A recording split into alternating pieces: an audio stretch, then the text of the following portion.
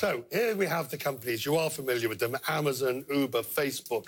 Whether it's fear of government regulation, safety investigations, or good old-fashioned cash flow concerns, we're watching a sustained sell-off in Wall Street's most important sectors. So you have Amazon, for example, reportedly in President Trump's crosshairs at the moment, questioning about whether or not they are unfair competitors against shopping malls, small companies and the like, and whether they are paying the correct amount of tax. Facebook, which is trying to satisfy its critics with new privacy settings, some say too little and too late. Tesla, of course, sinking once again over fears over its business model and the whole issue of autonomous vehicles, and indeed relating to that, Uber, autonomous vehicles, and pulling out of various international markets, and the question of regulation of the company. They are household names, and they are suddenly taking a serious beating in the markets.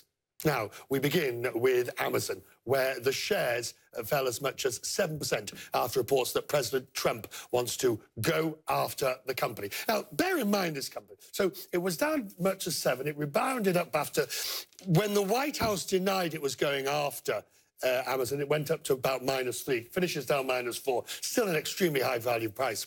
Axios says the president's obsessed with Amazon and is considering new taxes or antitrust measures.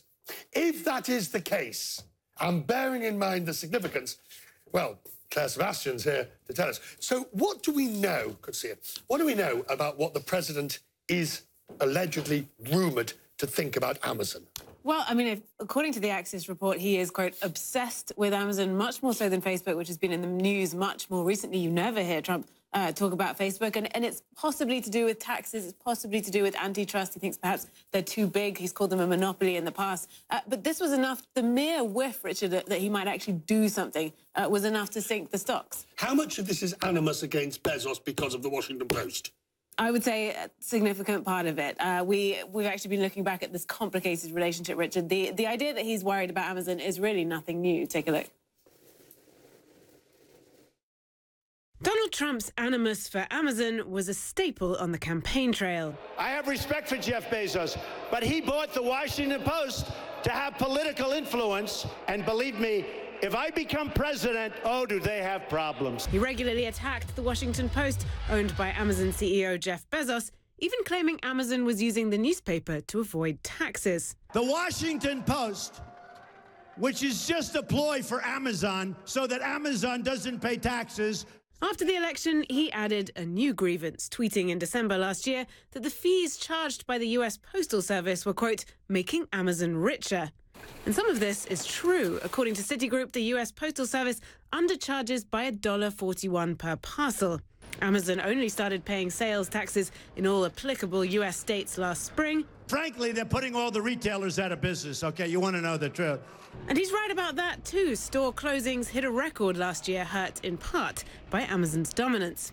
And that dominance hasn't gone unnoticed by the president. This was last June, a meeting of tech CEOs, including Jeff Bezos, at the White House. We have approximately $3.5 trillion of market value in this room, but that's almost the exact number that we've created since my election. In fact, I think we have you beat by a little bit. And yet, if Trump is looking to limit Amazon's power so far, that hasn't happened. The company's stock is up more than 90% since Trump's election, even with Wednesday's losses, helping make Jeff Bezos the richest person in history.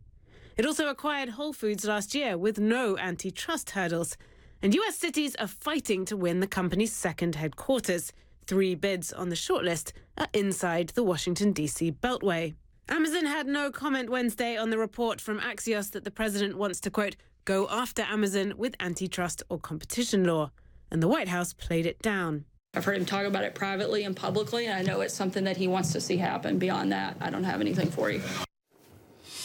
All right, 50-odd billion wiped off, with more to come, possibly. Well, I mean, I think this is the market situation we're in at the moment. But if you heard Sarah Sanders, she played it down. She didn't deny it.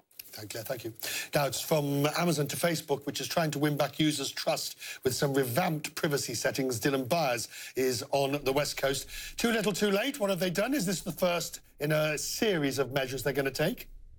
Well, I do think it's too little, too late. I mean, look, what they're saying to users now is we are going to introduce new privacy measures so that you have more control over your data and what parts of your data go to third-party users. I think the big problem for Facebook users is they're not exactly sure why they should trust Facebook this time around, nor is it entirely clear why it took Facebook so long. I mean, you look at the what's up on the screen right there. A lot of what Facebook is doing here is just streamlining privacy policies that are already in place, trying to make it easier for users to understand what's happening with their data. And that is one of the key demands that we're seeing from European lawmakers, especially. They want this to be an easier experience for the user.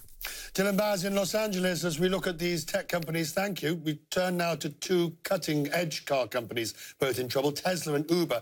Both have had deadly crashes in the past weeks, and investors are fearing for their futures. Paul LaMonica is here. Is it just about this? Or are there other issues about these two tech companies? Well, Uber, as we know, not yet a public company. They have faced many, many issues, and this is just the latest potential hurdle for them as they look to possibly go public. With regards to Tesla, I think it is a legitimate worry that we had this fatal car crash in a Model X. The NTSB is investigating it. There is no evidence at all to suggest that as of yet, that it has to do with the autopilot feature. But I think that is something that people are worried about in the case of both Uber and Tesla, as there are more autonomous cars being tested. Paul, thank you. Thank you.